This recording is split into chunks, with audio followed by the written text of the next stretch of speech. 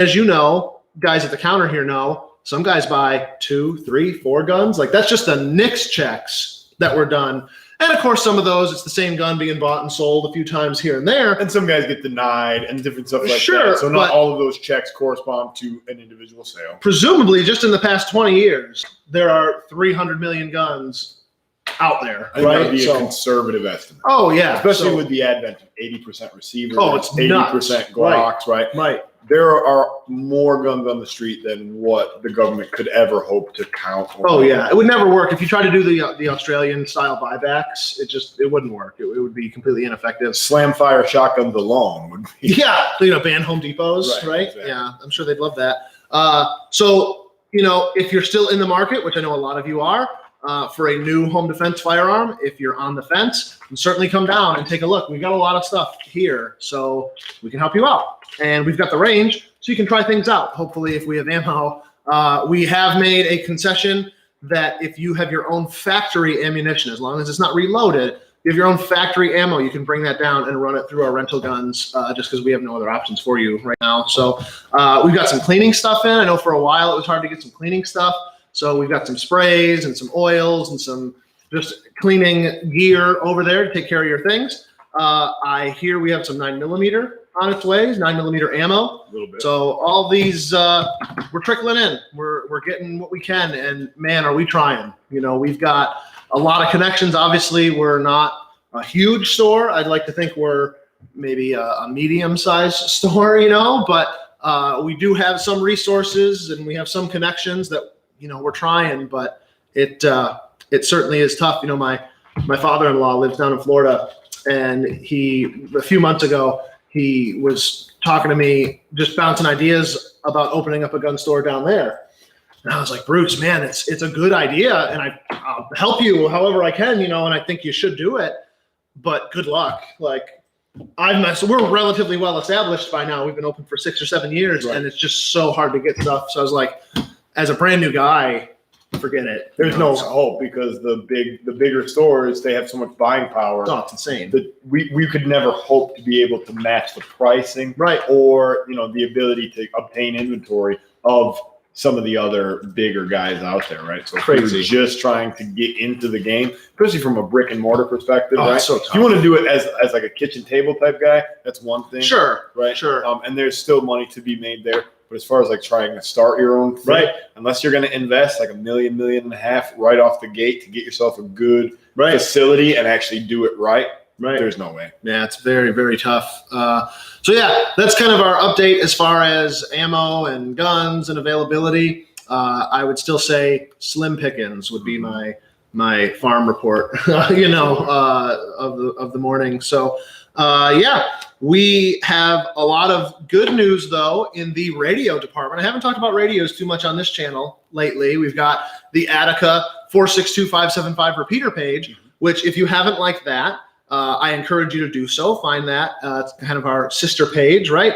That's got everything to do with our radio projects that we've been working on, which if you've been paying attention, that seems to be occupying a lot of my time personally, is just radio. So when Corona was really getting interesting back in February and March, we, some of my friends and close customers here, we were talking, and it was just one of those situations where, a lot of us have had the interest in radios or the desire to be interested in them, and we just never had the gumption to actually do it. There was never a good motivator. Well, now with everything going on, it was finally time to jump into it. So we have set up a pretty cool thing. I don't want to talk about it for too long, but basically we have a repeater which does exactly what it says. It repeats, right? So if you've ever used a walkie-talkie, right? You go to Walmart, you go to Field & Stream, you buy a walkie-talkie, and it says on there like 8+ mile range or whatever, right? It'll never work that well. Those use what's called simplex communication, radio to radio, and they basically have to see each other. If you were on top of one mountain and Pat was on top of another, right, and you could see each other, you would be able to talk to each other. But trees, buildings, any type of terrain in the way, and it just cuts it down to half a mile, quarter of a mile. Plus your power source is so limited. You're not really sending the signal very far, right? Right. The antenna. The height of the antenna, it all adds up basically against you and not in your favor. Yep. So with a repeater, we have a repeater in Attica that where we are now, I think we're at 500 or 600 feet of ground elevation. Sure. Attica, it's at 2,000 feet, I want to say, or just under 1,800 feet. Andrew is furiously typing in the comments, I'm sure, correcting me. He's mad as hell.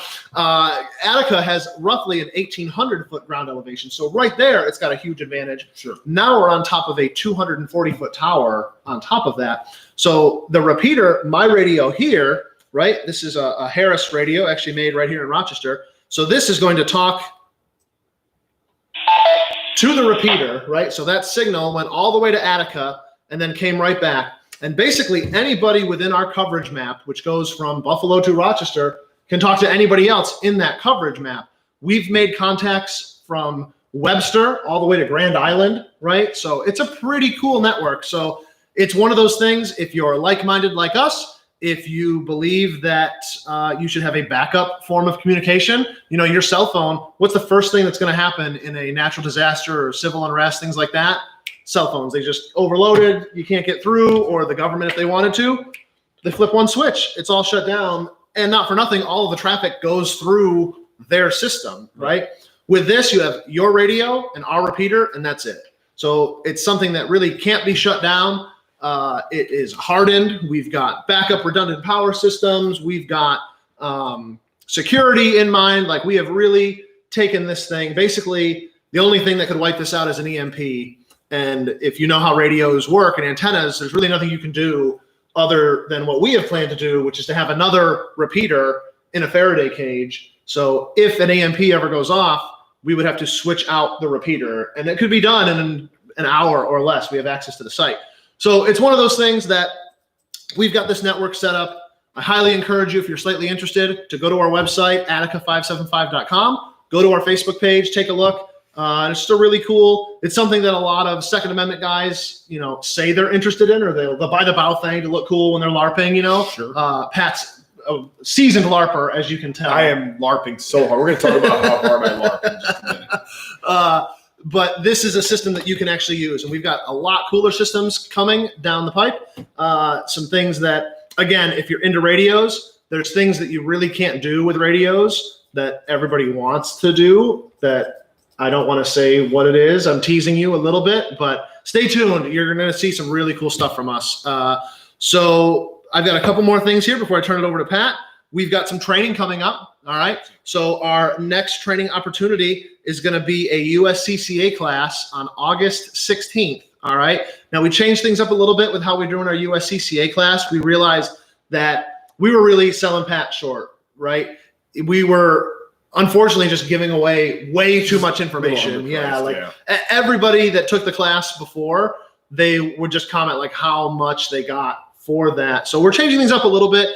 The price of the class really hasn't changed. Basically what you're doing is you're getting the book. We realize you really need to have the book. It just makes such a good companion to the class. So before, the class was $60 and the book was $30, so you paid $90. Now it's just $100 and you get the book, included in the price. Right. And this is a 4.5 hour course. And it could go even a little bit longer than that if there's good course engagement with the students. But just that, 4.5 hours for $100. I mean, you're not going to find training value like that anywhere. That alone is an incredible value. And then the book that you get, I don't think we have one handy out here now, but we've shown them before on here. They're absolutely gorgeous. Like, that book is well worth the money. It's glossy photos. Yeah, really new production. It just looks good. Like, it's well worth it. And it's got good information too. Amazing information. So I want to just hit on that. Yeah, please. So the USCCA, the way that they have their concealed carry and home defense fundamentals course set up, in order for me to give out their certificate that says USCCA on it, right, I have to meet specific requirements within the training. So I have to teach specific elements of each of the individual slideshows, of which there happen to be 8, an introduction and then sections 1 through 7. So it is a ton of information, okay? And that's fine. I don't shoot for the shortest pistol permit class out there, right? Sure. The reason that I use the USCCA curriculum as the format for this class is because I feel like that's the best source of information. I feel it really like is it's really well curated. I feel like it's really well presented. I like to have the slideshows made so I don't have to think too hard about what it is that I would want to include in there and potentially miss some different elements, right? So having that as a prepackaged thing that I can go out and just give the information to you guys is great. Unfortunately, the way that they've broken it down is just a lot of info. So I don't try to do anything special as far as like shortening the class, right? The class goes typically about 5 hours Sure. or so.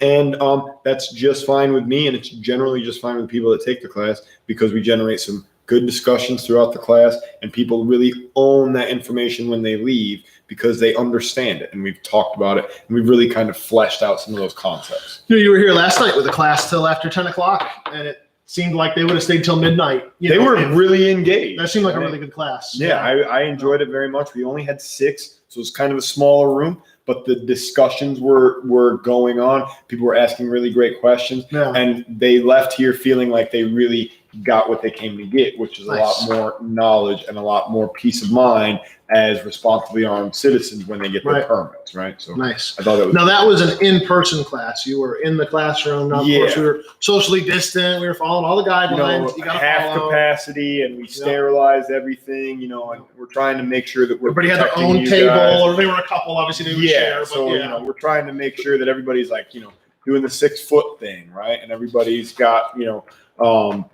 they're protected. Yeah. I don't think we have a date for it, but I'm sure we'll get one out shortly. I'm sure we'll do another virtual one, though. We did a couple of virtual USCCA courses, and I thought the reception was pretty great. Obviously, it's not as good as an in-person class. In-person will always be better, but I guess just in the world that we're living in right now, there are people that just can't or won't take the risk, to come out here. So if you're interested, let us know. It's sometimes hard for us to gauge interest like that. Right. So if the demand is there, we'll totally run. Absolutely. Like if you've got some friends, I would say for a virtual one, probably like 10 people. I think if we could get 10, I would do it. We could run one. So if you know some friends or family, if you want to do one of these classes, you can almost do it like a private one. If you get enough people, do it virtually. You know what I mean? Yeah. So it'd be great.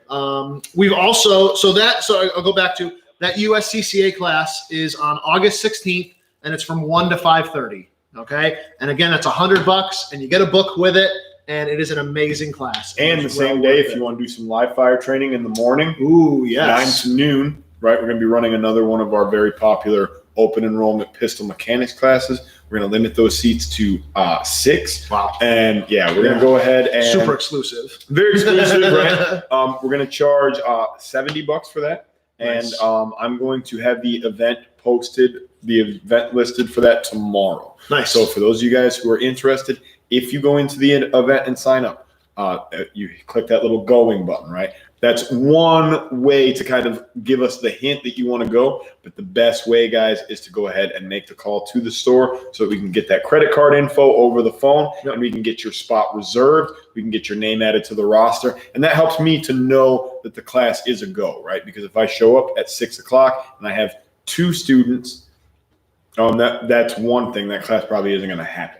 Sure. But if I show up that morning and I have 4 students or 5 students or all 6, right, then obviously the class is going to be a go, right? So help us out, please, by signing up in advance so that we know that we have the interest to justify. Do you mean people mark that they're going to events on Facebook and then they don't go? Oh my gosh, I do it myself. I hate it when people do that, and I do it myself. Right? What? So we're all guilty of it. Please don't be that guy. Please don't, or lady for that matter. I'm just stunned. Stunned. I just, I think what happens perception of society is shattered now. I think what happens is they were in the mood to do it the day that they decided to click that button. Sure. And then at some point in their mind, they're like, there's just like no consequences. The juice is not worth the squeeze. I'm just not gonna go. Right? Billy's baby shower does not sound fun. Forget that. I'm out. Yeah, sorry, Billy. I don't know why Billy would have a baby shower, but maybe it's Billy with an 2020. IE. I don't know. Who knows? Yeah. Gender. We do have a couple other training opportunities I want to let people know about. We've got a shorter class. This is one we've been doing for a long time. It's a how do I put this nicely? I guess it's just a shorter in and out. If you just need to fulfill the legal requirement to get your permit of taking like any training course, this is it. It's just a much simpler, I guess. Like the USCCA course is much better. You're going to learn a lot more. It's a lot more in depth. Right? But there are some of us, I mean, I would always advocate that you should take more training, even someone at Pat's level. Pat is not the guy who says he's too good to take a class. But I will admit there are some people that, I've been around guns my whole life. My uncle, the cop, showed me how to shoot. I know what I'm doing. So they just want a cheaper, this is a $65 class on August 15th from 9:30 to 12:30, 3 hours, wham, bam, you're done. And that will fulfill your county's requirements. The USCCA course will more than fulfill those requirements as well for your county. But it just might be an easier class for some. We also have a Florida class coming up on August 22nd from 3 to 6:30. That's $75 to us and $97 to Florida. But you're working on a USCCA version too of Florida, aren't you? Yeah, we're going to try and do the out-of-state stuff. The USCCA has some supplements that go along with the Florida, so Sure. they have a curriculum that's specifically approved in Florida. So what we could do is we could go ahead and curate some of the slides from that little USCCA program and plug it into a Florida class, and that's going to cover all the stuff that you need to know. We'll do the live fire portion as well. Nice. And we'll be able to do it that way. So that way, if John is absent for whatever reason, Sure. or he's not able to put one on, or we Sure. just have too much demand for him to meet all of the requirements Sure. for every single class, because we do get a fair number of requests. We really do. Yeah. So, Yeah, Pat, a few months ago, Pat was working like 40 hours a week behind the counter, and that's almost completely flip-flopped. And now you're doing almost no behind the counter, and it's almost all training, I right? am really trying to. Which is where you want to be. Yeah, 100%. Right. I love working with you guys behind the gun counter and all of that good stuff, and I like the retail side for in some ways, but in a lot of ways, I feel like this is better suited to some of the younger guys. Sure. And I just want to be involved with the actual training side, right? I want to keep you guys safe and help you guys become more competent and proficient about what you're doing. So. Love it. Love it. Don't forget, please, we're always taking questions. Drop us a comment. Leave us a question. Tyler's typing like a madman over here. Yeah, I don't know what he's he's doing over there. But- I have a question. Yeah. Must be stuff going on over here, so that's good. So, Pat, you were telling me something about an emergency first aid course. What was Yes. that? Okay. So recently we decided that we wanted to start rolling out some medical training. Right? I've had a fair number of people asking, "Hey, when are you guys going to get involved with the medical side?" Right? And USCCA is an organization that we talk about quite a bit. They have an emergency first aid course, and it is very, very good. Nice. Nice. So I have the instructor toolkit. I've started looking through the book, and I have to do the online e-learning. I was going to do that over the weekend, but tactical games. You got something coming up. I got something Yeah. else going on, so that's going to be, I'm going to try and get Maybe like some in time. between divisions or whatever. Yeah, You'll well, have I'm some just downtime. having some downtime. Right? I'm trying to fix my feet or whatever. I'll just take a quick few minutes to do some first aid on my feet, right? There you go. But no, so we're going to be doing the emergency first aid class from the USCCA, and I can't wait to get the ball rolling on that because I think that's going to be another really exciting addition to what we're doing here. And they talk a lot about, treating life-threatening bleeding. They talk a little bit about preventing shock, right? If somebody has a severe injury, a lot of times that injury is going to cause them to go into one of several different types of shock. I'm actually learning right now that there are different types of shock that I didn't previously know, right? So a lot of interesting information in there, and I look forward to sharing it with you all, with all of you guys, once I have completed the training and we're able to give those certificates out. So Nice. more to follow on that, guys. Probably a few weeks out, and we'll be rolling that out. Sure. Yeah, I definitely think, as we've talked about before, I mean, we carry a couple IFAC items here. We've got this IPOC, Individual Patrol Officer Kit. Yep. This is all from North American Rescue. Yep. Top of the line. Don't get a cheap knockoff tourniquet. You may as well just not. Right. Don't even, if you're going to You're get better one, off not like, having a tourniquet. These are whatsoever. literally, how much do we sell these for? There's no $30. price. Like $30, right? Like a bottle, not you can't even buy it anyways, but like 2 boxes of ammo, right? And you've got something that could potentially save your life. Absolutely. And if you carry something to let blood out, you should definitely have a way to keep blood in, as I've said on numerous occasions, right? Absolutely. And I firmly believe that, right? I carry an orange tourniquet. A lot of people say, well, the orange one isn't all that tactical. Yeah, okay, well, that's fine, but I want to be able to find that thing, Sure. right? So Yeah. I will sacrifice the visibility of that thing if it falls out of my pocket or something of that nature, right, to make sure that I can find it. Sure. Or somebody else Well, can it's find it if I Not don't. like you're gearing up for a night raid. On a- Right, exactly you know, that, right? What I do these your days day-to-day- doesn't require me to be like super Ball stealthy, Ninja, right? Yeah. Exactly. This IPOC individual patrol officer kit, really nice. It comes with a cat, a tourniquet. It's got a 4-inch flat emergency trauma dressing, some gauze, and some gloves to keep you safe if you have to use this on someone else. Yep. $75, great value. It's like air sealed in here. Like this stuff will stay nice and fresh. Put one of these in your camping bag, and you're good to go. You know, it's not just shooters that have this. If you're a hunter, if you're a hiker, throw one of these in your car. You just never know. You are way more likely to need any of the items in there than you are to ever need a firearm, right? And I'll be the first person to admit that and say that. And you're going to need that potentially for a lot of different things outside of the shooting sports world. Sure. Right? Even outside of like hunting or being on the range or anything like that. Car accidents, guys, or household accidents. Right. There are so many different ways that people can find themselves injured and waiting for help. So maybe you could be that help if you have what you need. Right? We were cleaning out my garage the other day at the house, and I cut my foot stupidly. Like I was obviously, you never wear any safety gear like shoes. when Yeah. you're cleaning out your garage. No, why would you full do of that? tools? Yeah. No, barefoot, of course. Sandals or And, whatever. Yeah. and another really good safety tip is to leave the blades on a saw, like a reciprocating saw. Just leave those on there, Uncovered and like leave them sticking through the bag. You know, yeah. So facing like, out and whatever. the other day, I like cut my foot like weeks ago, right? I like cut my foot cleaning our garage, and you know that like panic mode, like I was never in the military, but like combat medic like comes out, and you're like, all right, clear everything out of here. Like we gotta and I'm like thinking like in my head like, okay, where's the tourniquet? And I was like, wait, okay, it's not that bad. Like I'll be okay, but like there's always that fear. You just never know. I was glad I had one. Yeah, no, it's definitely better to have one in that situation. It turns out that we don't actually need it, right? Than if you did need it and you didn't have it. So, you know, obviously in that sense, My daughter's Frozen 2 Band-Aids were sufficient, so I was okay. well, Queen that's Elsa, a pretty cool. rapid deceleration Yeah. from tourniquet to Elsa. We Now calm down. You got to reassess. That's You good. know, No, that's good. We're always doing stop, this. think, Reassess. observe, plan. Right? Yeah, 100%. yeah. Ty, we got any comments or messages we should address at this point? Of course, we have some of those. Yeah, let's try to mix. Give me Let's one sprinkle. second. Yeah. There we go. I guess a really quick and easy one is tag colors. That's easy. So Oh, That's sure. what- Sure, Oh, yeah, sure, yeah, sure. yeah.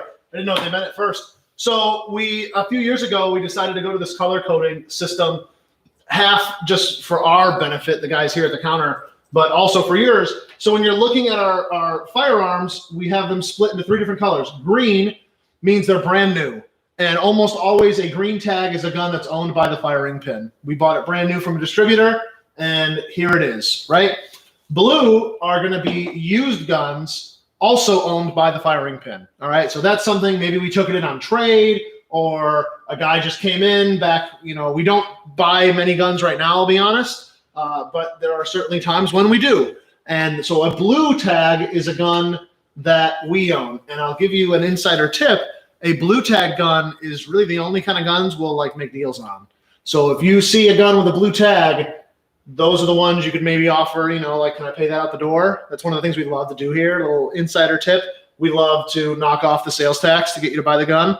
So blue tag guns all rolling day. cell tags. What's that? Not knocking off. We're enrolling cell. Of course. Of course. Rolling Yeah. cost of the gun. Screw them. And then finally, orange tag, which is what we have, I think, the most of right now. Orange is consignment. Okay. So we do a lot of consignment sales where someone will give us their firearm, and then we work to sell it on their behalf. And then when it sells, we pay them their half of it, or what's more than half, of course. We take a 20% cut, right? Which we feel is pretty fair. Obviously, on some guns that makes us more money, and some guns it's less. But considering that the paperwork and the regulatory thing, especially for handguns, there's so much that we have to do just to stay legal with the ATF in New York State.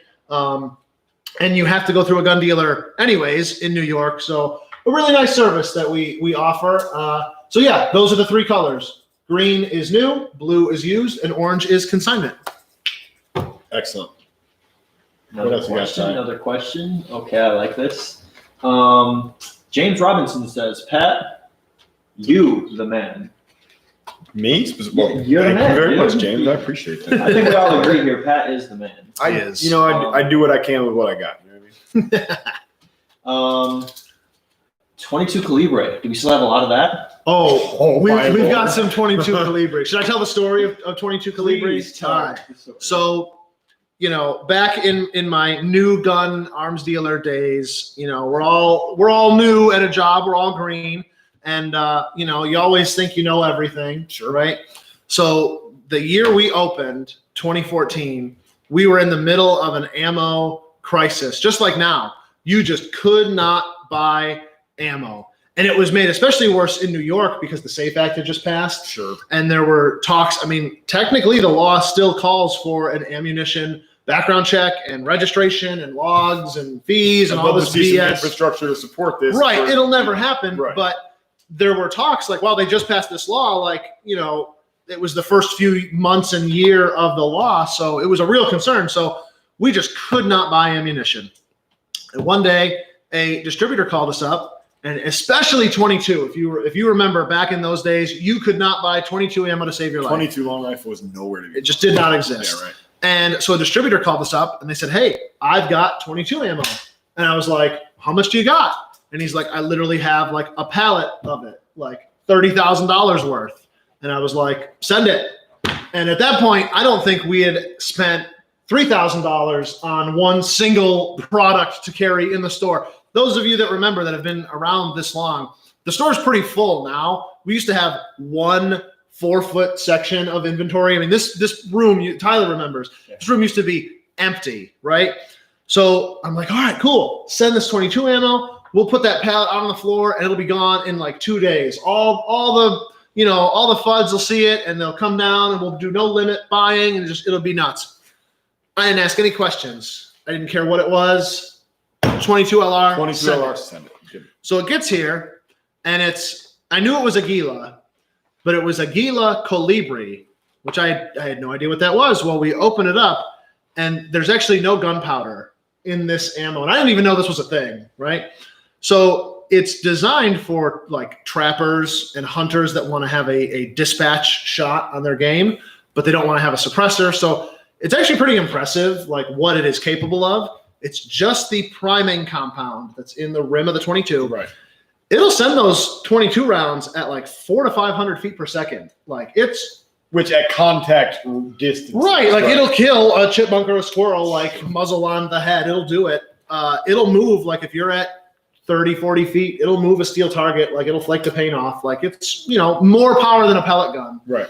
But we got this stuff in and we would, be selling it, and sometimes a guy would buy it and he would like bring it back, and like, we don't really take returns, but it's sometimes you kind of have to in the retail business.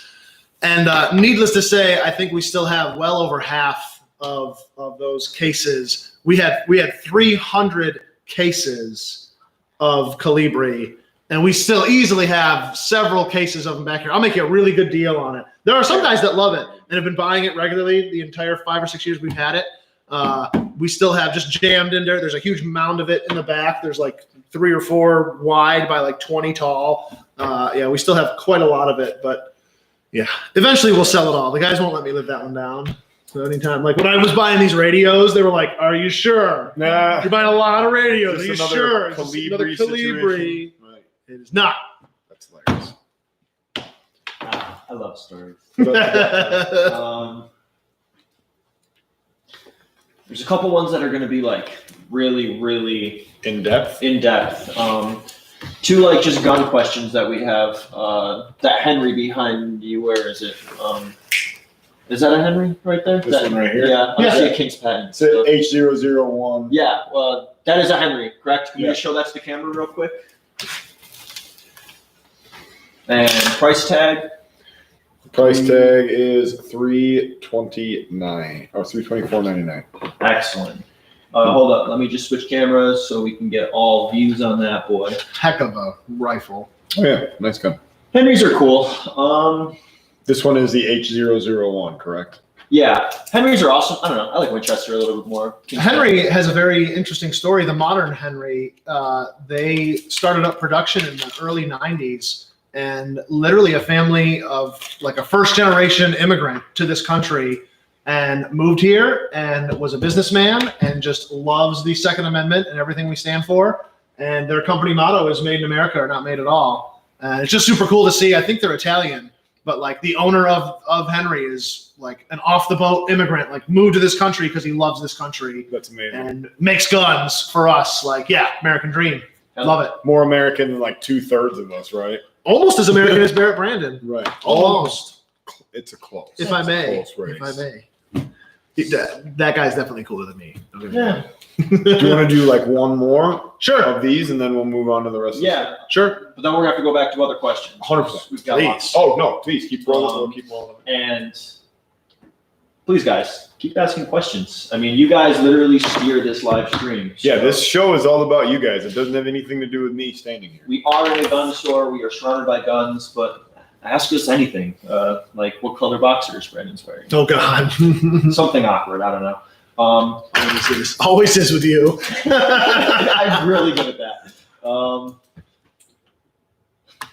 I guess let's talk about classes a little bit.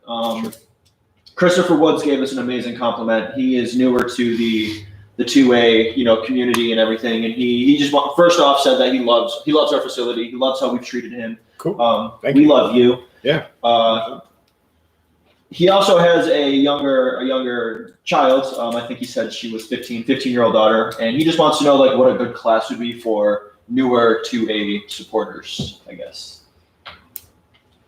Well, I mean, I think the USCCA Concealed Carry and Home Defense Fundamentals is always a good place to start, honestly. Like, Yeah. not to toot our own horn or try to sell you something, but Yeah. since you did ask the question, I mean, one of the reasons we love that curriculum so much is because they talk not only about the proactive approach to personal protection and home defense and developing a plan and trying to take, a holistic type approach with situational awareness and, just having everything kind of set up so that when the moment arrives, if it arrives, you can succeed, Sure. right? Rather than panicking, Sure. trying to put together a plan on the fly kind of deal. They also talk about defensive firearm selection, what's important to look for in terms of a handgun or a shotgun or a rifle, what are some characteristics that you may or may not find fit into what you're looking for, right? Mhm. They also have defensive marksmanship defensive shooting, as opposed to marksmanship. So how are those two things kind of different? Sure. They also talk in section 4 about the law. Specifically, Very they go important. into great depth about stand your ground laws as opposed to duty to retreat laws, and how do those two things kind of relate to one another, and what are our obligations when we live in that duty to retreat state like we all do here in Sure. New York. Sure. And they also go into some of the physiological effects and some of the different different things that you're going to experience from a mental and physical perspective in the event of a critical threat incident. And I think that when we know more about those responses, we can identify them as they're happening, Sure. and we can start to try and control Sure. our emotions. That makes sense. Right? Makes a lot of Because sense. when we have that initial fear response, we get those adrenaline dump, and we get all of that, different things happening at one time. It's kind of like that drinking from a fire hose thing that we talked about before. There's so much to take in, Sure. we're not able to get it all, right? We're just Yeah. trying not to drown, so to speak, right? Makes and then, sense. if you understand what's actually going on, and that's why experience matters, right? Especially when we're talking about those critical threat type incidents. If you've ever been exposed to that kind of stuff, especially on a repeat basis, and you have a good understanding of, in the beginning, something that seemed very, very scary over time starts to seem maybe not mundane, but just more manageable, right? So even though that getting shot at, or even though those critical threats should never be something that we brush off as routine, or that we think of in terms of being commonplace in our everyday life, right? If we understand how to manage those things, then we can kind of get through it a little bit more easily, right? I always say your mind can't go where your body's never been. So if you find yourself in an experience like that, the next time that happens after that, it's going to be that much easier for you to manage it, right? Makes sense. Yeah, I think so too. If only I had known that in like middle and high school in regards to like women. Right, You I know. You're right. Your mind can't go where your body's never been, and experience matters, right? Like, those are two key things. Oh man. This is a question I've had. Hasn't really come up yet, but Pat, why are you LARPing so hard right now? Why am I LARPing so hard right now? Okay, that question, I appreciate it. 10 push-ups. So I'll do mine after. All right, so here's the deal. I am going to the tactical games. Myself and Josiah are scheduled to leave tomorrow, and I'm super excited, guys. This is all I'm thinking about right now, and I wanted to make this show. I wanted to really talk to you guys a little bit about that as part of this show. So now I'm going to start to move away from the questions a little bit. I'm going to take that bone that you just gave me, and I'm going to run with it a little bit. It's off the leash. So yeah, here's the deal. I am LARPing this hard because tomorrow I am going to do a competition type event called the Tactical Games in Pennsylvania. This is going to be in Monroeton, Pennsylvania, I think it's called, at the Shooter's Gauntlet Range Facility. Looks like a super nice place. And it's a 2-day event, right? It consists of 3 separate battles per day. And the battles consist of multiple different tasks that you're required to complete, all of which are supposed to involve shooting. And we know certain things about the event, like as a whole, right? We know that there's going to be a long run involved, and the long run is going to be between 1.5 and 5 miles. We know that that is going to incorporate shooting at some interval, whether it's before, whether it's during, whether it's after, whether you're required to run to different stations along the way. I'm not sure. We know that there's going to be awkward object carries, right? We're going to have to carry heavy, awkwardly shaped objects, potentially over some very long distances. We're going to have to do some obstacle negotiations over, under, around, and through, and we're also going to have to do some rope climbing. And there's also going to be, sled drags and sandbag carries. And in one of the events, I heard that they did some mechanical door breaching, like with battering rams and stuff like that. So if they have that in Pennsylvania, I hope you guys are ready to lose, because I've been doing that for a little while. So I feel like I have a leg up there, right? But yeah, I'm very excited about this event. And I've been doing a lot of stuff to get, obviously in physical condition. I want to be ready to go. And I've been doing a lot of stuff in terms of like getting my equipment squared away to make sure that I have what I need to be successful from that perspective. And I've also been doing a lot of stuff just with my, dry fire game, and trying to make sure that all of my, manipulations are tight, and that I know where all my stuff needs to be to accomplish all of these different kinds of tasks, right? Because obviously if I got to climb a rope, I'm not going to want to do it with my rifle slung across my front. Probably going to have to sling that thing across the back. So I have, I've been playing with a lot of this stuff to try and get ready for that. And so I wanted to talk to you guys a little bit about, like, if this is something that you're interested in potentially pursuing, what are some of the things that you need to be thinking about for your own gear, so that if you want to do this, then you're in a position where you can. So as far as like my long gun is concerned, right? Obviously this is my work stuff, right? So I'm going to have a copy of I'm going to make sure this is New York State compliant when we're driving in New York. I'm going to make sure that when we get to PA, that we get it ready for free state fun and games. And we're going to make sure that everything that we're doing, Johnny Law can't try to bang us up, right? So just want to get out ahead of that, right? In case any of you guys got a little gleam in your eye, like, oh man, I'm going to get me some Pat. No, you're not. All right. Nice try. Nice try. Next time. So in terms of my gun itself, right, I have a 10.5-inch barreled AR-15, which I think is like the minimum barrel length I would want to have ballistically to be able to shoot out to about 300 or so yards, right? But it's also giving me a lighter weight gun to try and manipulate and carry around and different stuff like that. I have a good sling, Magpul MS4, with a lot of adjustment built into this sling, so that I can, transition my gun really easily from one shoulder to the opposite shoulder, and I can put the gun on my back, and I can do all that kind of stuff.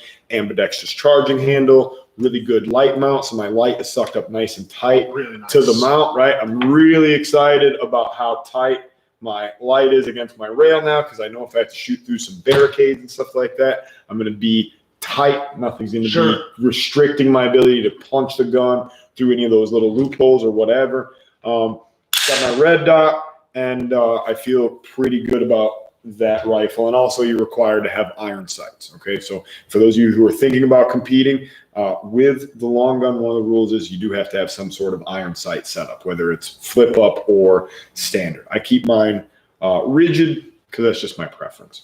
As far as the handgun, right? Obviously, that's going to be in a New York State compliant configuration when we roll out of here too. Make sure that I don't have any of my magazines, in a place where I'm going to get myself into trouble. With my Glock 45, I made a couple of little adjustments here. Obviously, I love my Overwatch precision triggers. Those of you guys that have talked to me about Glocks will know that I love flat triggers on my pistol. And I also have some really nice Wilson Combat Vickers tactical sights that give me a really precise sight picture. One of the things I was worried about, Brando, a couple weeks ago. Yeah, we were talking about this. We were talking about this. I was out at the range and I was shooting some silhouette targets out at, 50, 75 yards, whatever. And I found that the farther away I would get from the target, the more of my target would be obscured by that front sight, right? Tough. Which is an obstacle when you're shooting at longer distance targets. Especially with, what were the Glock factory sights? I can't remember what you had before. No, I had the Ameriglow Hackathorns. Right? Okay. So, but the same size, Pretty, right? yeah, pretty.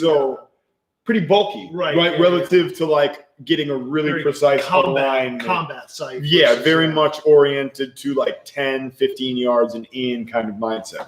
So I wanted something, instead of 0.16 inches or whatever the width of that sight is, I wanted something in like the 0.125, Sure. like the 1/8 inch range, right? So I also got, I have a rear cutout that's round now, which that's my personal preference. I feel like it gives me more room to see the target around that front Sure. sight in the rear notch, right? Sure. So that's just, again, something that I prefer. You may or may not find that works for you. As far as like my tactical or my plate carrier rather, you can see I have my 3 mags in the front. I have 2 pistol mags on me. You're required to have 5 and 5. You need 5 rifle, 5 handgun mags to compete in the games. So I have all of that stuff. My buddy Josh was nice enough to lend me some of his Gucci gear. So I'm going to be running some other cool guy stuff. It's not even mine. I'll bring it back in one piece for you, buddy. I promise. And yesterday I went to the store in town.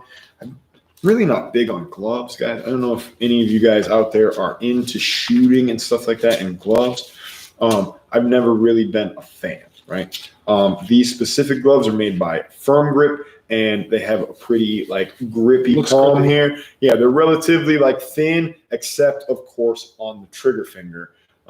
So I'm not sure what I'm going to do there. I might end up cutting the right tip of that Seen a lot of people do that. off. So I don't want my gloves to start to unravel right away. Is the only thing I'm concerned about there. But then again, unless I'm climbing a rope, in all likelihood, I'm not going to be rocking the gloves. I was going to anyway. ask, do you have to have the gloves, or just for the rope climb? I need them in the sense that, I don't want to tear my hands up, right? Sure. And I don't want to, on the sled drags and stuff like that. Yeah, I know, right? I'm a little soft in my old age. I'm not going to lie to you guys. You guys think I'm still a hard charger, right? I'm not 25 years old anymore.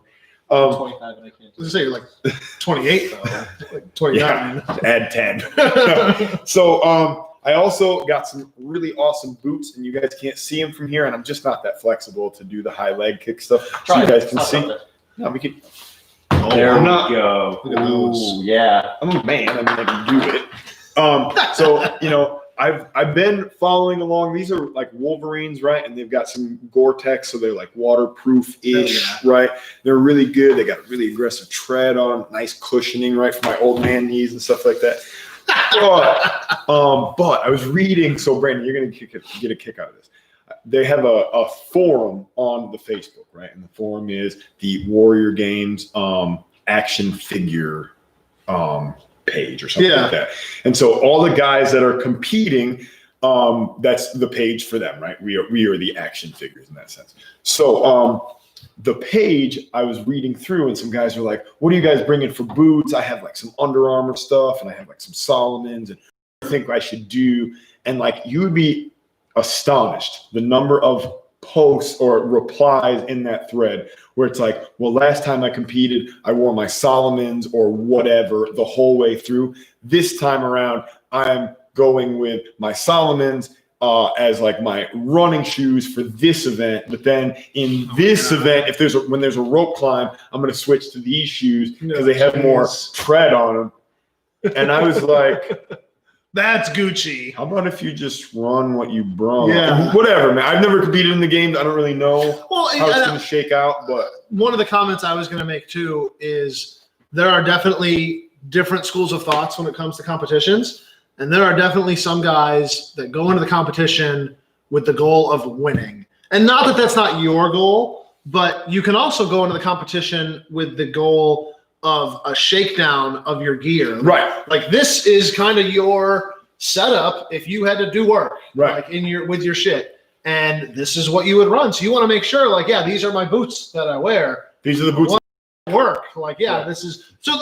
And both of those are correct. You can have fun with either one of those. But yeah, there's definitely that, like, or like with hikers, some hikers like will cut the handle off their toothbrush Right. to like save that little bit of The weight. little And it's tiny, like, yeah. okay, it all adds up. Like if he had that experience last year where his boots were We're the failing in deficiency, yeah. Right. So like I get it, but I can just picture someone like one of those Pelican cases with like the wheels, like a suitcase. Bringing too He's much just like stuff. he's like doing an obstacles, like carrying his shoes with him and like switching them out, like Or like we've all Kinda seen fun. like some television show, right, where like the people are getting ready to go on a trip and just one person like overpacks, Oh, right? yeah. And then this guy's got all of these different bags full of shit, and he just shows up like, oh man, what do you do? So I don't, maybe my experience is gonna force me into that school of thought. next as week's well. live stream? I should have brought 2 pairs of shoes. Man, the shoes were the difference maker, right?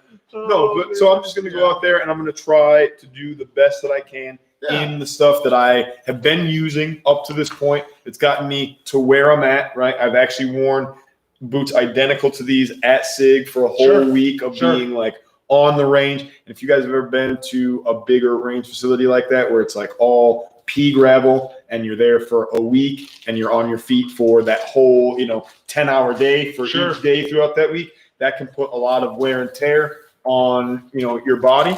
Absolutely. Especially when you're shooting like that. So these boots have not failed me in those types of environments so far. They haven't failed me out at the Polar Wave when I'm Nice. doing my thing out there. So speaking of doing my thing out at the Polar Wave and stuff like that, let's talk a little bit about what we've been doing from a conditioning perspective. Sure, Right? To get sure. in shape. So I know that there's going to be a long run as part of this event. So one of the things I've been doing, I've been running like 15 to 20 miles a week, every week, and generally I wear my gear, right?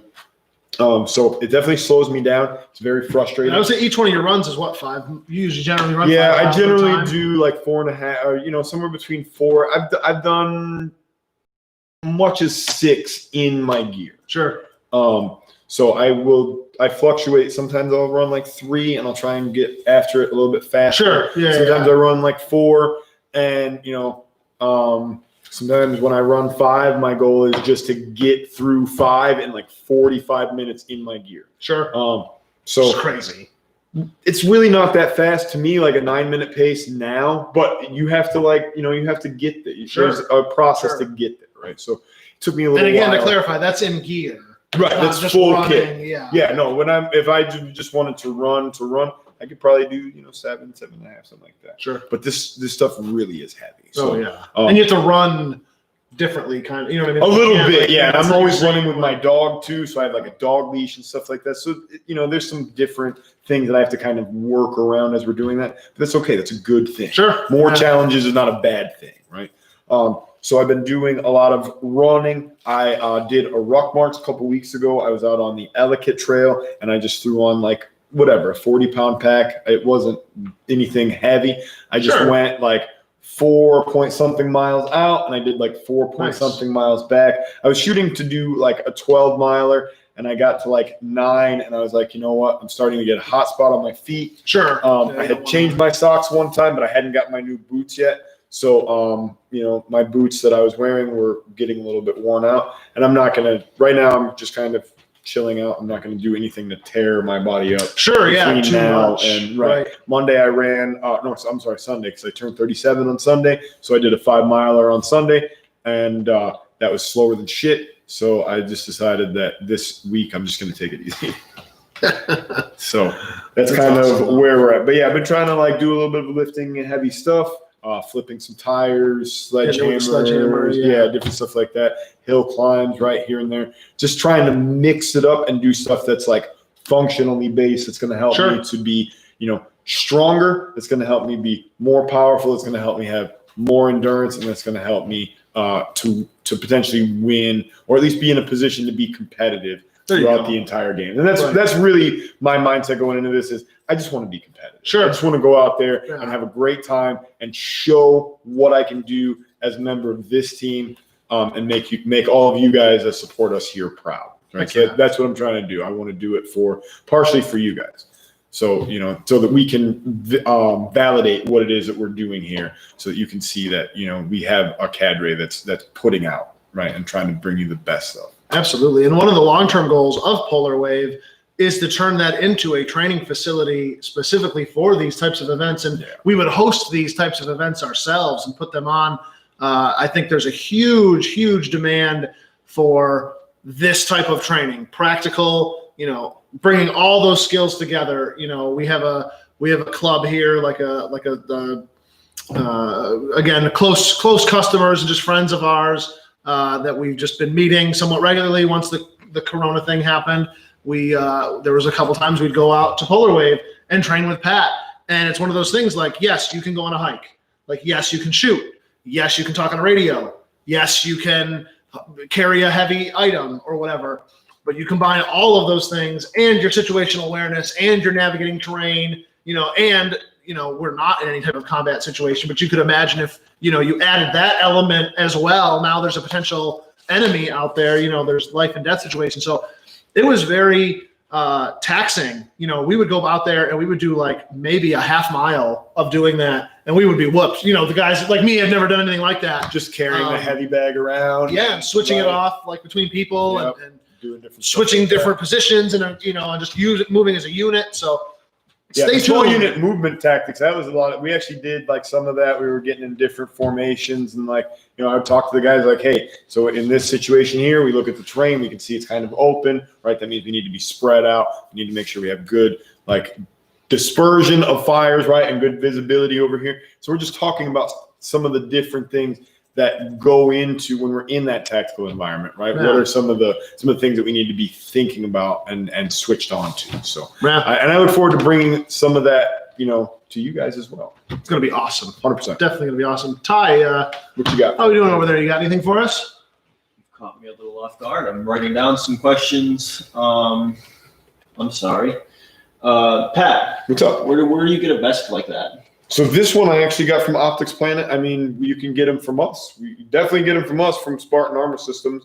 I do like the Spartan Armor Systems stuff. This specific one, I was looking for something a little bit outside of the box of what we get from here. Sure. So the reason that I went with this one, as opposed to one of the ones that we have, see how I have the Velcro or the elastic, on my cummerbund, and you see how I have these magazine pouches here. So if I were so inclined, I could carry, 2 pistol mags per each one of these if I wanted to. I could also run rifle mags in here. Right. So theoretically, I could have 1, 2, 3, 4, 5, 6. I could have 9 magazines on my vest. That's a super low profile. Very low pro, right? If I take all of this stuff out, and especially if I had triple curve plates or Sure. steel plates or something like that, Sure. if I put on a button-down shirt over top of this, you would never be able to see it. Very right? low pro. So that was one of the things that I wanted, and one of the things I was looking for is I wanted something that could make that transition, right, between being very visible to being invisible or nearly invisible, right? Sure. So I could just kind of be the gray man blending into my background, right? Love So if you wanted to get something from us, we have some really great kits available from Spartan Armor Systems. Shellback Tactical makes some nice stuff. Spartan Armor has some good carriers in their own right. And, obviously you could get some plates from us and get a carrier from another place. Dan Carrick, you guys will remember him, Sniper Dan, my old partner for this show. He likes his Ferro Concepts.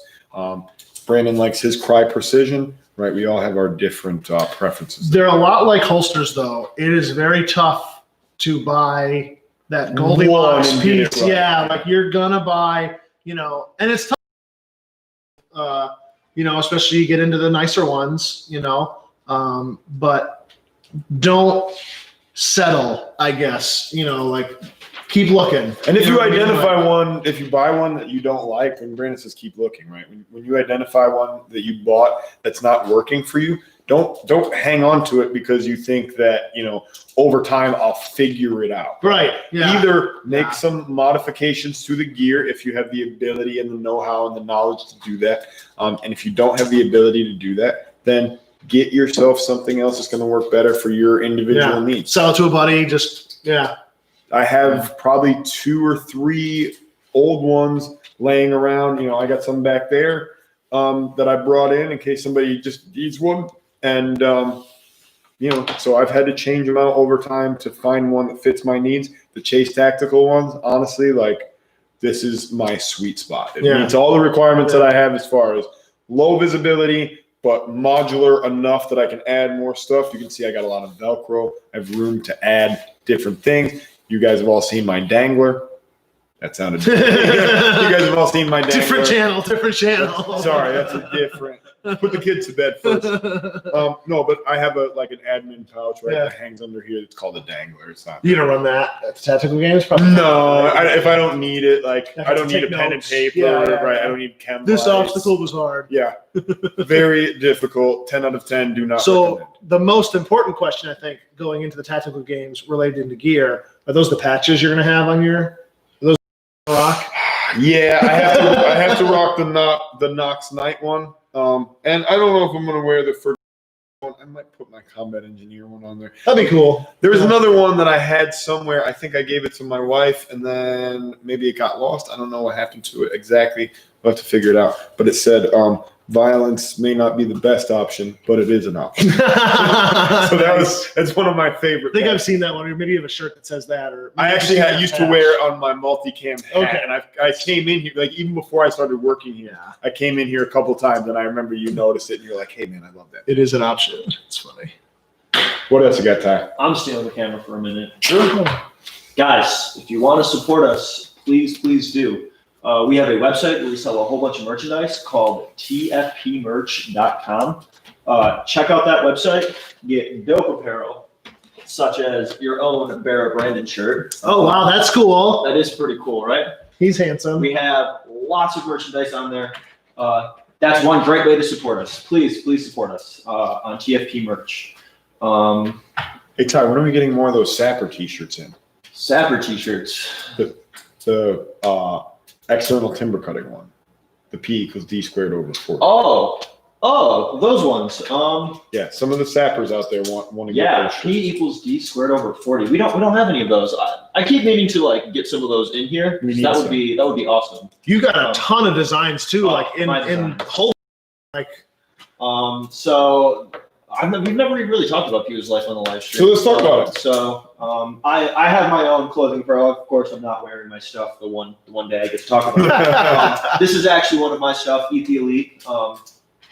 So Pew's life was just COVID hit. I was bored, and I really just started rolling out with gun-related, I guess, designs. And if you've seen me in store, you've seen me wearing my stuff because that's literally all I wear now.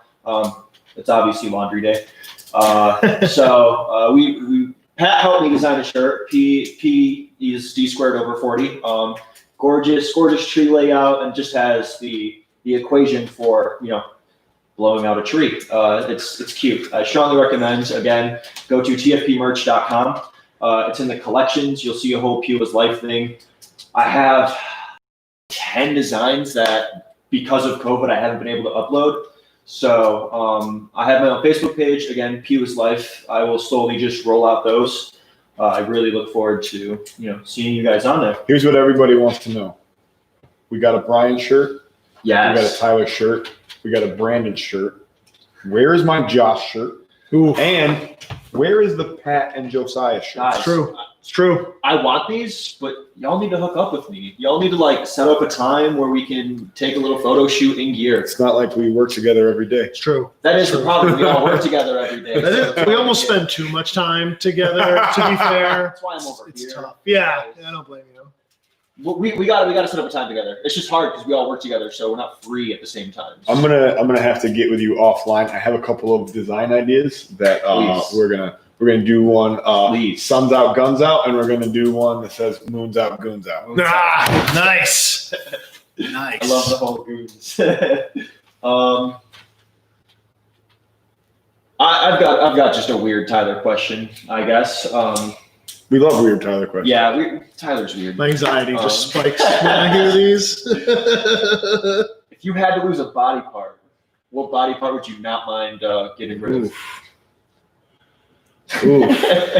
I mean, I kind of like them all. maybe like an ear. Like I guess it depends. Like, does an ear count? Like I could do a Van Yeah, like Gogh, how you know what I big mean? Or of like a, we're talking Yeah, like a pinky, maybe. You know, like Want to lose a pinky? That's fine. yeah, what about like my middle toe? I'll give you both of my middle toes. yeah. I said one. You're gonna go two. Well, they're tiny pieces. Like I feel like if I said left arm, that's not the same as if That's I such a said big thing to pinky lose. toes. Right. Are love So- handles body part? Not really. I'm gonna choose that too. Yeah, there you go. Gut. Yeah, I guess, Your gut. I guess maybe like my tonsils, right? Because I still have wisdom teeth as well. So like There you go. can have So my there you wisdom go. teeth, right? It's a good answer. Oh yeah, like does appendix count? You don't Right. need that, right? Get that out. Yeah. Spleen, I mean, you only need one kidney. right? Right. Dialysis for life. Can have like a lobe in the lid. Right? Oh my We'll gosh. talk offline. We got some money.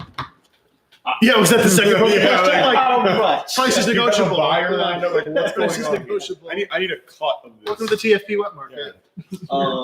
Logan Gavette, I'm sorry if I butchered your last name. This just came in a minute ago. Asked, what rig would you suggest for the bigger frame guys? Spartan Armor on their website has a whole like XL like series. Lineup, yeah. Come in and see us because it's been a while. But I want to say we have one of those. If you just want to like try it on to see how it feels. I don't know your frame from over the internet, unfortunately. But come in and see me to see if I can, figure Help you out find for something good. The other thing that I would suggest, Ty, is a lot of it has to do with what you anticipate actually doing in your gear, right? Like, not everybody has the same requirements as far as mobility, right? Like me personally, I want my gear as slim as I can make it, right? I want it as small as I can make it because to me, mobility is equal to survivability, right? In other words, my ability to move and not be where I'm expected to be or not be where I previously was, I feel like is going to be the biggest thing that's going to help me if I ever actually need to use this stuff, right? So, not everybody prioritizes those things the same, though. Some people may prioritize having more protection. They might want side plate. Like I have eschewed side plates. Sure. Right? I don't particularly need side plates. I also don't carry 10 million magazines unless I need 10 million magazines. Sure. Because ounces equal pounds and pounds equal pain. And I am pain averse, like Sure. most people, right? So Good policy. I don't want to carry a bunch of excess stuff, right? So if you're a person that's like me, that is going to you're going to have one set of requirements. And the other thing is operating in and around vehicles and stuff like that, right? Sure. Vehicles add a ton of complexity into this because not all vehicle doorways and seats and Sure. seat belts and configurations are the same, right? So when we're getting into and out of different positions and stuff like that, that changes matters quite significantly. So I would say that a lot of it has to do with, I don't try to be mission specific guy, but some of this is like mission Sure. specific, right? Yeah, makes sense. This question it's a good one. Actually, I want to get into that too. Sorry, sidetrack. Outdoor ranges that we would endorse. I would say Polar Wave, but it's not really there yet. It's not really ready yet. Yeah, I mean, Sure. The trouble is they are all private clubs. And that was the market that Polar Wave was hoping to fill was just like the firing pin is an open arranged to the public. open to the public. Open- Yeah. I would highly recommend though, trying to join your local rod and gun club or sportsman's club, whatever it's called. They really are the, good experiences. People have bad experiences. They still are really the community center for the local shooting communities. Yeah. So, if you join, you can influence that club, to be your ideal of what a club is. There are a lot of clubs that are drinking clubs with a gun range out back, and that's fine. There's Nothing wrong with that. nothing wrong with that. As long as we're not mixing guns and alcohol. Right, as long as it's done safely, most of the local, like I know the Virgin Rod and Gun Club, people love it. It is legendary around here. It's just a really good club. I was a member of Rochester Brooks when I was in college. That is certainly more of like a country club type of club. It's one of the fancier ones. It's a little bit on the more expensive side for something like some of these gun clubs. You'll pay like $40 for the year. You know what I mean? And you have access to it as much as you want. Now it might be nothing than 100-yard range and a pavilion, but and there's right. a backstop, It's good to go. and that you're not going to get. Godfrey's Pond. You have a lot of experience out at Godfrey's Pond. I like a decent one. I like the community there. I like the range there. They've Can you always join treated just me as real a nice. range member? I don't. That's a little different. Isn't No, it? that's join, like a club thing. You Yeah. have to pay like the dues for the whole club and stuff. Really, the only one. I think to answer their question, it's still not as simple as just coming here. Pheasants on the Flats would be another answer. They're just south of Batavia. Yeah, or get in touch with POTF. They're Yeah. open to the public, and they have a great facility out there. Known distance range all the way out to like 700 plus yards. You basically just like schedule it with him though. Like here's a date and a time. You might want to split it with like 4 or 5 buddies. I mean, it'd be fun to do it by yourself, but I don't know how much he charges, but like you might want to split it with 4 or 5 buddies. But like I think he'll even like let you rent his 4-wheeler to like move to. Joe is it's a a very good guy. reasonable guy. Yeah, I've had nothing but good experiences with Joe and out there, and the people out there that help him out. They're all super nice. Yeah, so And I'd say them too. I have never gone. I know a lot of people do. There's the free, the wasteland, I think they call it, right on the Indian reservation. Oh yeah, on Indian Alabama. reservation, Yeah, right? yeah. If you look on some of the local like NY Firearms and like you go onto AR15.com and like the New York section, you'll find. I'm sure someone will comment exactly where it is, but there is. So believe it or not, there is a government State designated. run, Like there's nothing there. It's just berms, and you pull off the side of the road, and you're just there. And again, I have never been. I should maybe not comment, but I have heard like some people call this the Wild West because it's not a club, right? Which not that makes it clubs aren't any safer, but that is the Wild. I mean, you are out 100%. there on your own. So Yeah, and the people that go out there, like, not to denigrate anybody, but the people that go out there, like, they are not necessarily following the laws. Nobody's out there necessarily checking on them to make sure they are following the garbage laws. I always hear is out. It's always Right. a mess. People just Yeah, no, bring it's- garbage and shoot at it. It is like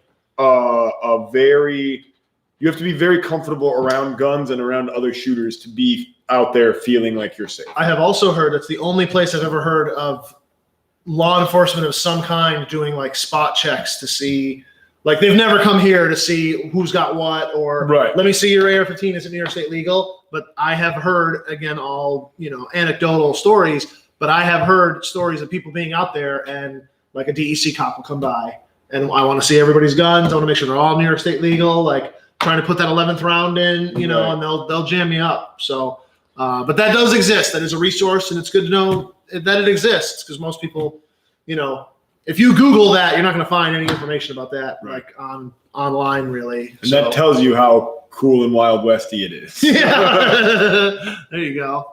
Yeah, I would definitely bring a buddy. I wouldn't want to go there alone. No, don't go there by yourself. Bring And a if buddy. you go there, like, And a tourniquet. I would 100% be carrying a loaded gun. Oh yeah, 100%. Yeah. Cool. We don't have a whole lot more time, but there's a couple things I want to hit on. Can we quickly talk? This is such a rabbit hole. Since we're on the topic of outdoor shooting, somebody asked, "What's your favorite caliber for outdoor shooting and why?" I want Yeah. a conversation. Sure. We could do a whole live stream really on that. We'll try to Skype or we'll get Sniper Dan to zoom in from parts Yeah. unknown. But Yeah, I think we should. I think that should be like its own separate conversation. But I think we should try to deep dive some of the long range stuff at some point. I would start with a 5.56 because around here, it's very difficult to get past 200-300 yards. Most clubs are 200 to 300 yards tops. And even with that, you're not really stretching the legs of 5.56 even, Not really. So with 5.56, you can get out 200-300. I mean, you shoot 500-600 yards all day with 5.56. Relatively inexpensive. You can get those marksmanship skills up. You can do. I mean, if you look at Camp Perry and all of the NRA competitions, they're all using AR-15s. At least the guys that win, they're all using AR-15s nowadays, some kind of variant. So I would start with that. Once you're like bored at 300, like once you're good and like 300 is no longer a challenge, Like unmagnified sights. right? Yeah. Right, like maybe iron sights, maybe Appleseed an style unmagnified optic, right? No. But yeah, if you're at 300 and 400 yards and you're consistently raining steel, put an optic on there No. and get out to 6, Right. because you can get out to 6 easy with a 16-inch. But like a lot of guys, and again, not to crap on them, but like a lot of guys, even here, like we know guys, they only shoot at this range, and they'll buy a 6.5 Creedmoor to shoot 25 yards with, and like, hey, and I'm all about having that. I mean, I own a Barrett and I own a 25-yard range, Right. so. But I also have a farmer who a couple times a year will let me go out there and shoot at 1,500 yards. Right. So I have the use for it. The ability. So that would be almost the first thing. Instead of thinking about what cartridge, think about where you're going to shoot it and where you have the ability to shoot it. Can I stretch the ability? Can I hit the ability of this cartridge? Right. And if I have a cartridge and I haven't maximized the capability of the cartridge, what is the end Right. goal or the objective of moving up? Because otherwise, you're just making expensive noise, like we said before. Like on the 6.5 Creedmoor topic, right? I am not a 6.5 Creedmoor fan nor a detractor. I don't have that much experience with it. I have shot one 6.5 Creed that was owned by a friend of mine. I was able to engage steel targets at known distances from 4, 5, all the way out to 600 yards with Nice. no issue. And I've never shot at those distances before. I've never shot at 5 and 6. sure, Even with like magnified optics. Now Sure. I've shot, unmagnified optics on my AR, and this is verifiable all the way out to 415 with iron sights out at Polar Nice. Wave Yeah, on Yeah. that silhouette target from the hill, right? So I know that I can hit a steel silhouette target the size of my plate carrier at 400 yards without magnification. So based on that, I might say, you know what, maybe I can move up to something a little bit different. Maybe I can shoot my Sure. 243 until I can shoot like the fleas off a dog's back at 100 yards with that, right? Yeah. But ultimately, unless I've maximized the capabilities that I have with what I've already got, I don't feel the need to step up to that next latest, greatest thing, right? Like the 6.5 Creedmoor thing drives me nuts, man. Everybody wants one. Nobody can even take their 308 all the way out to 800 yards. Right. And they think they need a 6.5 Creed because it's going to make them so much better. What's Right. going to make you better? Spending a lot more time behind that 308 until you understand external ballistics a little bit better so that you can maximize Right. that cartridge. And then with the 6.5 Creed, you're going to be maximizing that cartridge before you know it because you already Right. have learned the basic skills to get there. Guys, understand the equipment means almost nothing Right. in the hands of a skilled shooter, right? Yeah. If you are a very, very good shooter, understand you can take a pile of junk rifle and you can do some Sure. really good work with it, right? If you are an okay shooter or a not good shooter, right? I could give you some top of the line equipment. And it's not going to make any Right. difference. It's not going Right. to make you able to hit a target at 800 yards if you don't understand the capabilities that are required to hit that target at 800 yards, right? Jerry Mitchell would whoop our butts with a high point. Right. Yeah. Yeah. You could give me the best gun in the world and put me up against a shooter, like that actually knows what they're doing at long range with, my 10.5-inch AR, and they're probably going to make me look foolish. Probably. Right? Because it's not about the equipment. At a certain point in time, it stops being about better equipment and it starts being about becoming a better shooter.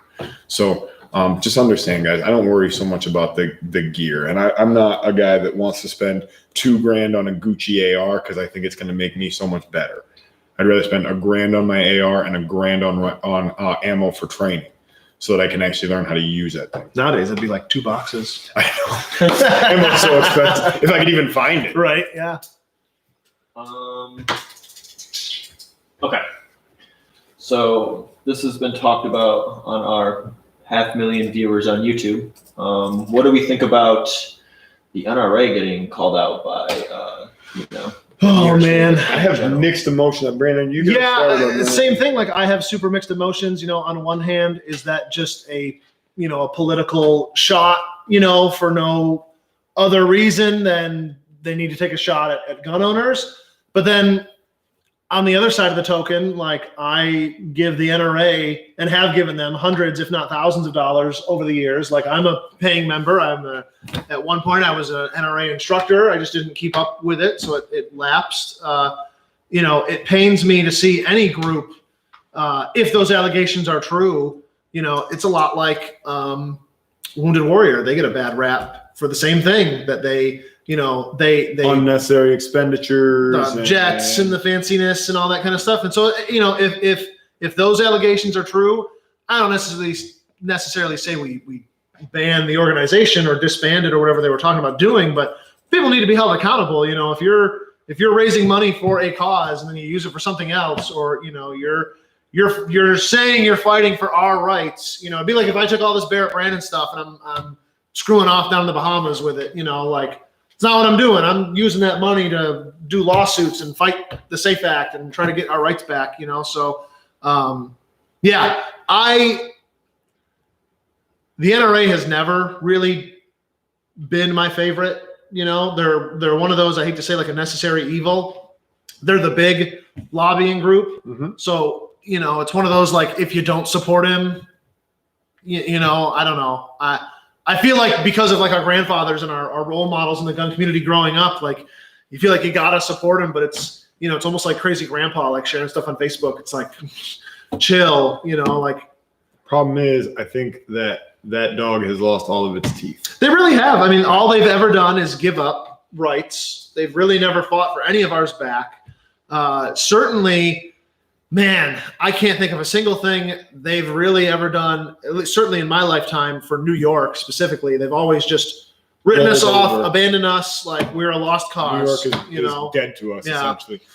So here's my little 2 cents on that. They do give sweet tote bags when you sign up for membership. So there you go. You can go ahead and tone your "they've never done anything for me" down, all right? Because I got a pretty nifty computer bag when I signed up for my membership last time. No, so what I would say, guys, is the NRA, it's good in a sense that they have that big target on their back, because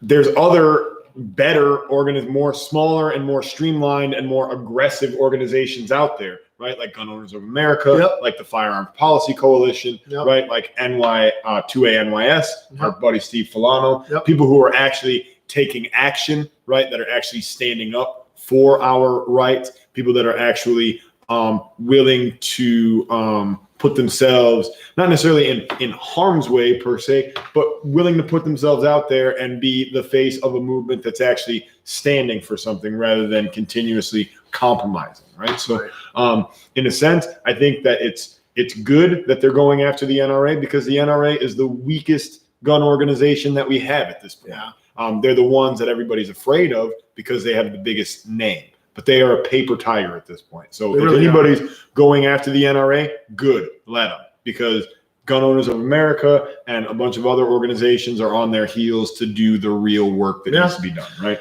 They're the FUD of the gun rights groups, Yeah. They really are. The NRA has never done anything for me. They've never done anything against me, but they're supposed to be there fighting for my rights, right? So I don't necessarily, I've been saying actually for a very long time, like Wayne LaPierre, after that initial little scandal came out where he was buying all kinds of fancy suits and different stuff like that, Mhm. and they were looking into some of the the fiduciary stuff that's going on behind the scenes, right? Like, where is all that money going? Right. That's what I don't It understand. really doesn't seem, like Wayne's been in charge for how many years? Like it's been his thing. Like it almost seems like a Putin Russia thing where it's just like, well, this is mine.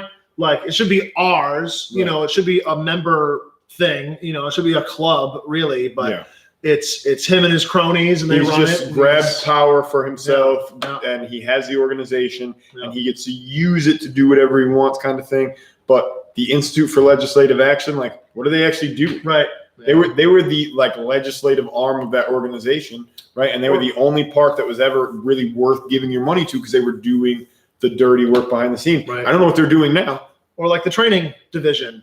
Oh, like screw those guys. What have they done other than just print the same materials For since the 50 90s? years. Right, yeah, like they haven't, probably the 80s whenever they took those. Like right. they just, you know, it really is a shame. They could, like, I think we all, as gun owners, I think we all join and stick with them in the hopes that they'll be That what we want them to eventually, be. Yeah, but like, you know, with the numbers that they have and the sway and the pull and everything that they have, like they could be so much more, and they make us look bad. They don't do right by gun owners, I would say. I've been paying attention to like the political side of gun ownership for like 20 odd years. And in that entire time, the NRA has been like an obsession for Democrat politicians that want to take our rights. But again, they're not actually fighting for our rights anymore, guys. That work is being done by other groups that are smaller, that are more agile, that are more aggressive, that nobody's paying attention to. Right. So if the New York State Attorney General wants to pick a fight with the largest organization with the most money and try to take them down, I say that's good for us. Sure. And I also say that it speaks a lot about what's going on politically in New York, that they're that concerned about trying to go after gun owners' rights, and they're not concerned about the corruption in our own state government. Sure. Right? Because who they should be going after right now is our own governor, who killed tens of thousands of people because he just kept jamming them back into nursing homes when they had COVID-19, right? Like we have 5 times more deaths on a like per capita type basis than Florida, which has the same population as us.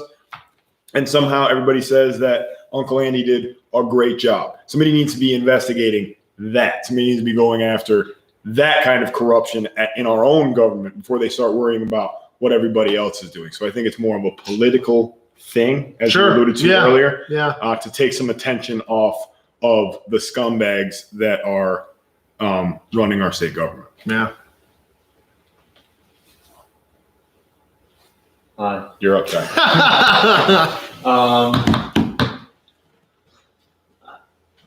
I've got really nothing other than 2 little Tyler questions. I mean, we don't have a whole lot longer. Sure. Yeah, we're getting here down to the end. So no, it's good if we don't. Yeah, if we don't have any other too many questions, that's we've great. got. Do you have anything else or no? No. Okay. I guess, how was your day today? Super good. Super good. I'm also going down. Me and my family. We have a travel trailer that we don't get to use as often as we'd like, so we were actually packing that up today. And we're going to be going down to watch Pat compete in the tactical games as well. Oh my gosh, I'm so surprised. I had no idea. I found that was the first thing I heard when I walked in. I'm coming. The very first thing was like, hey, did you know that all of the Lewises are coming the to whole Pennsylvania? clan. And I was like, Yep. okay. I don't care. Pat, yay! We're making really cringy signs. I don't know if they thought like I was just gonna go Yay. and like not compete in the games, and I'm just down there like hanging out. Right? So now I have to Partying. compete. It's like Now I have to go. Damn it! Now I got to run and climb and shoot. the tactical guns. games isn't even like actually a thing. It's not even a real Scam, thing. I made that whole website up. I'm caught now. Oh man. So yeah, that's what I was doing. You guys were working all day. You were here, right? Yeah. Yeah.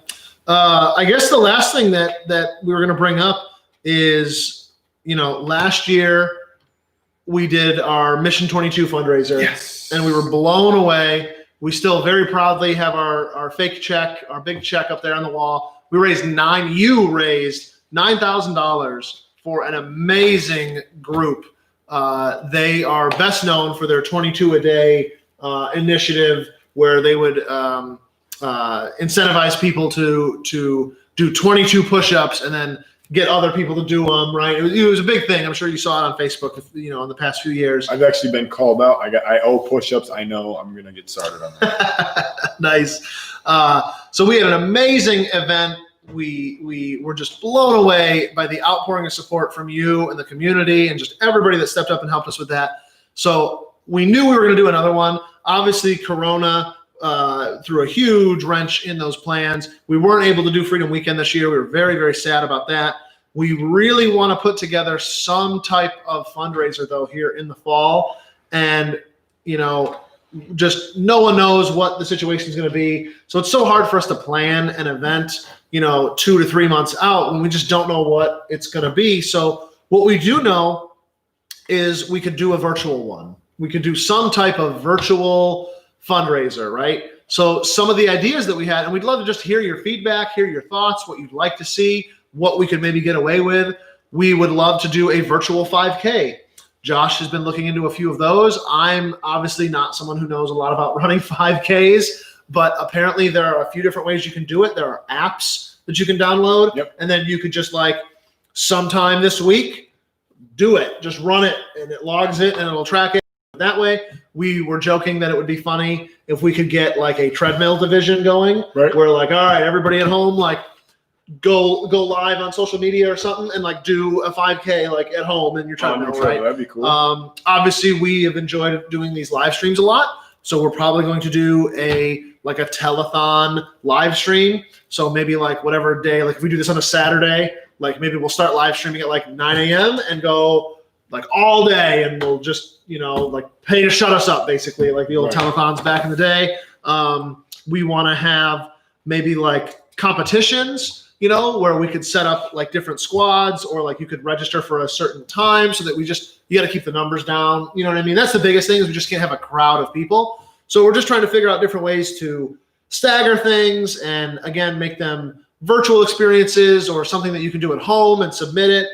So send us your ideas, or send us what you think would be appropriate. One thing that Josh had heard of, you do what's called a jail and bail type of thing. Sure. So we would work with Genesee County, and they would come and arrest me one day, and then we would raise money to get my bail, which I guess maybe with bail reform, it's not even a thing anymore. Right, yeah. Okay, yeah. Just out wandering. But releasing my own recognizance. But yeah, so we're thinking at this stage in the game, we have found a charity to work with, a local charity called Operation Build Up.